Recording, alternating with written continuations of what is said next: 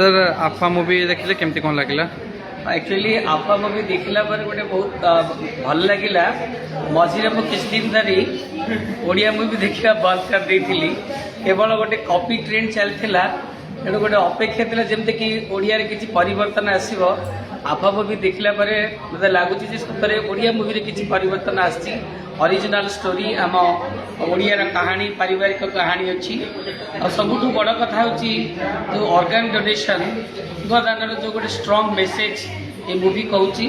और पूरा आमर भुवनेश्वर लोकालिटी को नहीं शूटिंग होती बहुत भल लगी।